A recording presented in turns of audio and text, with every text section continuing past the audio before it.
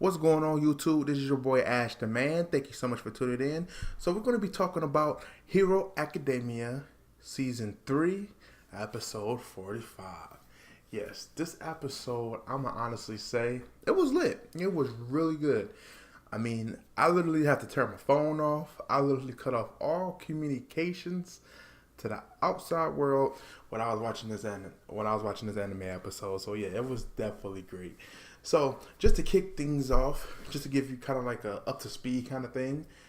Now, in the commence of the operation with the villains of the Vanguard, Doko, Shato, and Sanji was able to catch up with Mr. Compressed, and they were able to land at the evacuation area for the Vanguard. Now, they commenced in a little bit of like a tug-of-war battle. Eventually, they were able to save Tokyo and Yama, but Baku was still able to be captured. Now, so we can honestly say at this point that the Vanguard operations and what they're aiming for was completed, because what they was doing was they was basically throwing out clones of Dabi towards like pro villains, because you seen Dabi, like clones was able to do his cremation fire and was able to let that blue flames off a couple of times. However, they were just clones, but it kept the pros on the edge and making sure that they could have like the pro heroes, the heroes that would cause the most problems at bay. They were able to have a couple, fight a couple of some more pro heroes, in a different area, while the real target was able to be apprehended. So definitely a good thing, definitely good.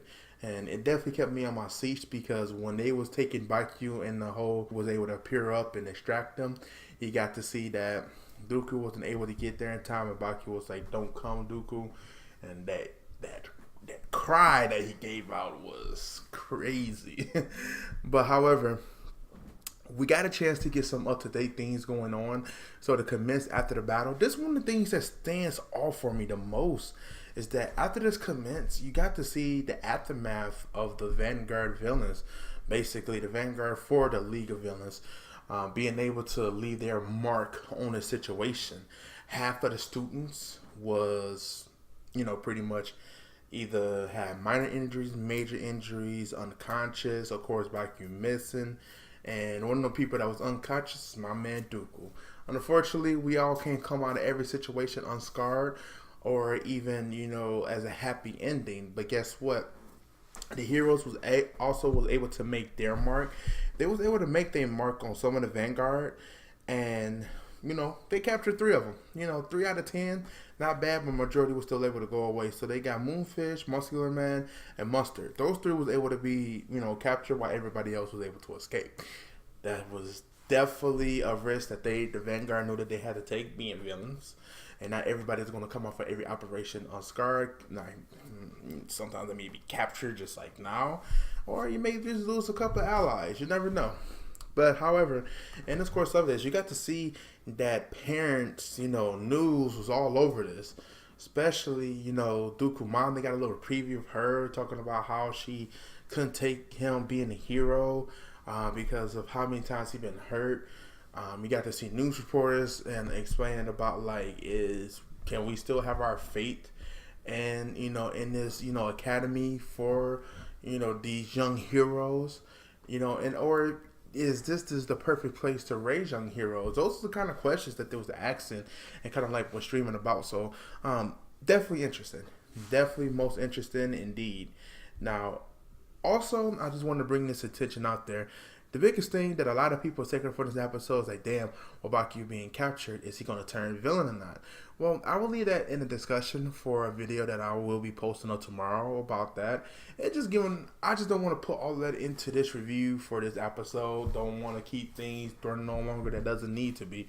But however, we did get to see the aftermath of how the students felt, because some of the students didn't even get to participate in the reply in, the Vanguard invasion.